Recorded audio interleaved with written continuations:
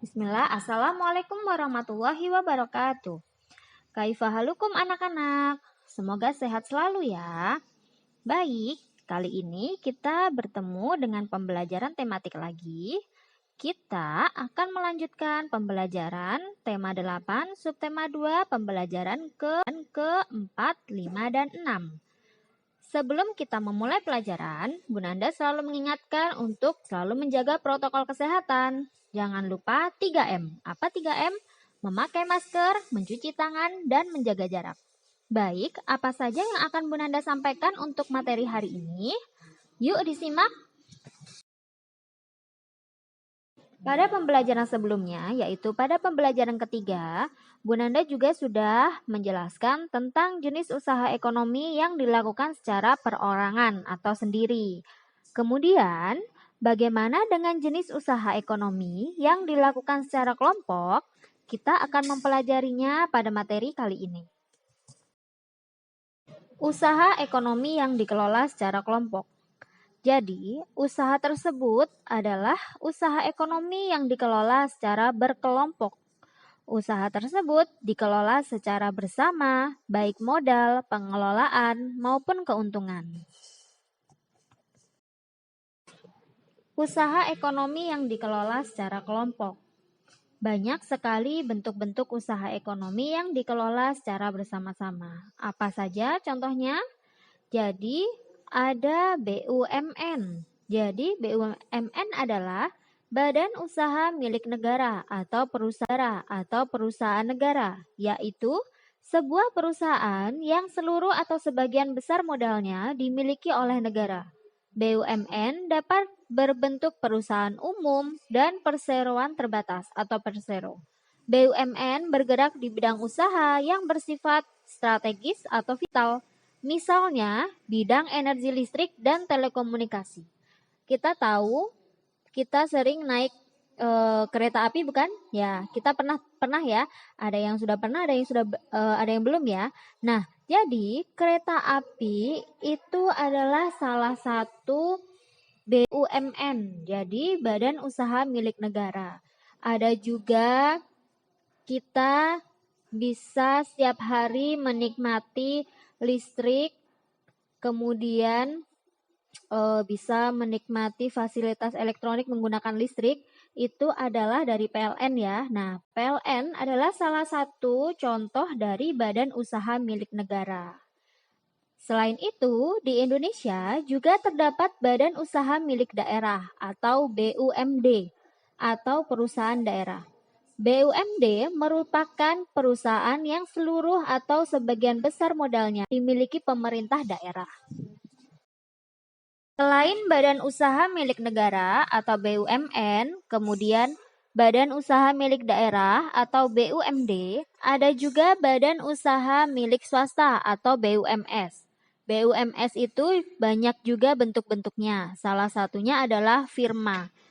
Firma itu adalah usaha ekonomi bersama yang didirikan oleh sekurangnya dua sekutu.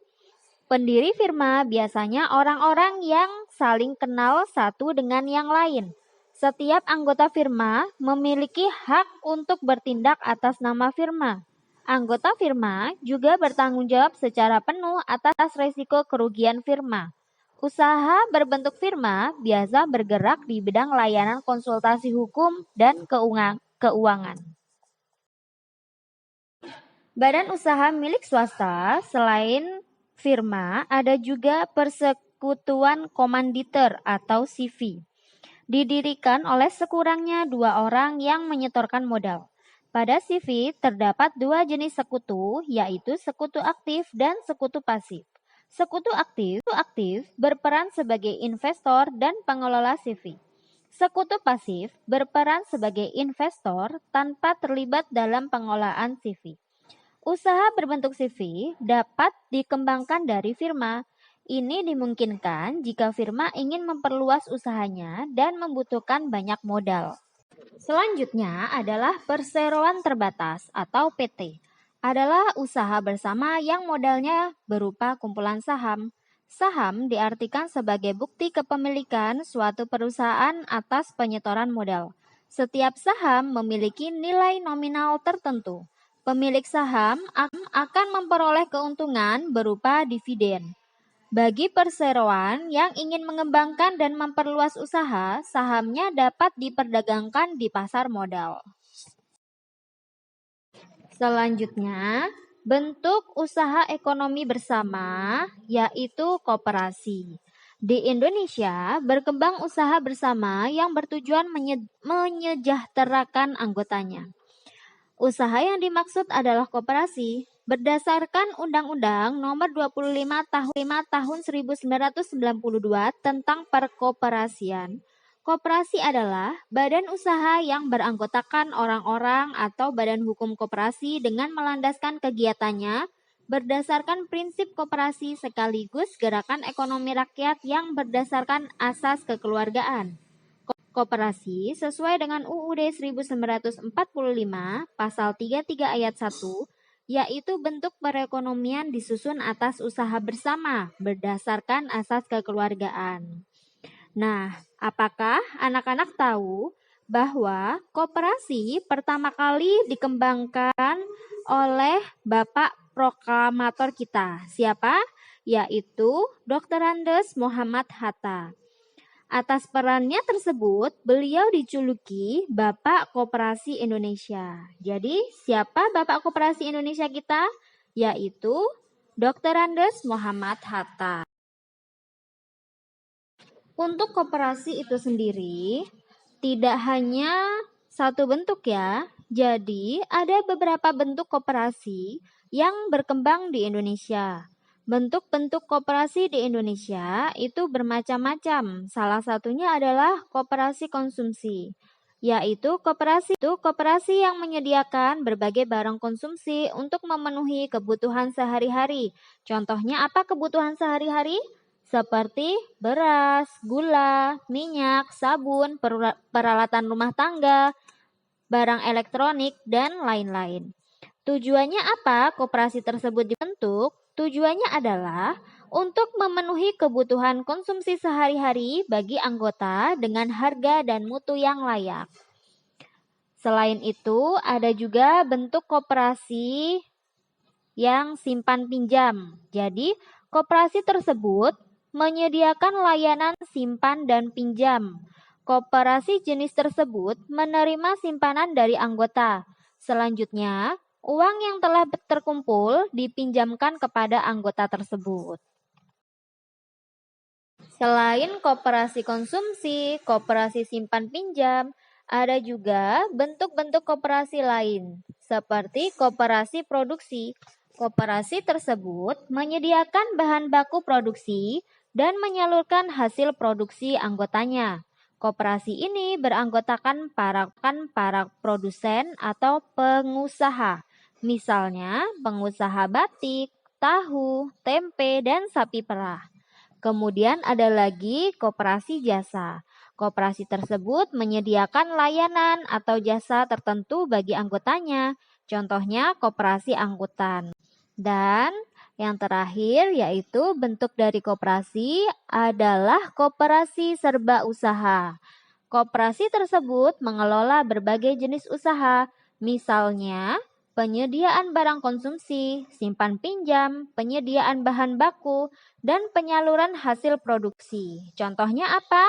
Contohnya koperasi unit desa atau KUD yang sering kita jumpai di beberapa desa. Itulah bentuk-bentuk dari koperasi yang ada di Indonesia. Dari penjelasan yang Bu Nanda sudah jelaskan tadi, semuanya ada di buku paket ya. Bisa anak-anak baca di teks bacaan halaman 75 sampai 78 yang berjudul Usaha ekonomi yang dikelola kelompok. Nah, setelah anak-anak membaca teks tersebut, anak-anak belajar untuk membuat peta pikiran ya. Dari bacaan tersebut, buatlah peta pikiran. Tadi ada apa saja dari bentuk-bentuk usaha ekonomi yang dikelola secara kelompok? Ada firma, ada CV, ada PT, ada koperasi, dan BUMN ya. Jadi buatlah peta pikiran. Nah, nanti tinggal ditulis apa saja pengertiannya, kemudian ciri-cirinya, ya, seperti itu. Nah, Bu Nanda sudah tampilkan di video peta pikirannya dari teks bacaan usaha ekonomi yang dikelola kelompok. Silakan ditulis di buku paketnya ya, dari firma sampai BUMN ya. Tidak perlu dikumpulkan, hanya ditulis saja di buku paket kalian masing-masing untuk belajar ya. Baiklah, apa saja yang sudah kita pelajari pada materi kali ini? Jadi kali ini kita sudah mempelajari tentang bentuk-bentuk usaha ekonomi yang dikelola secara kelompok. Ada ciri-cirinya, kemudian bentuk-bentuknya apa saja, sudah Bu Nanda jelaskan. Kemudian Bu Nanda juga tadi sudah menjelaskan bagaimana cara membuat peta pikiran dari teks bacaan usaha ekonomi yang dikelola secara kelompok. Baik, Bu Nanda kira cukup untuk materi yang Bu Nanda sampaikan hari ini. Kali ini Bu Nanda akan memberikan tugas yang ada di Google Classroom. Silakan membuka Google Classroom, kemudian kerjakan tugas yang sudah disediakan. Baik, semoga materinya mudah dipahami ya anak-anak. Bu Nanda cukupkan. Wassalamualaikum warahmatullahi wabarakatuh.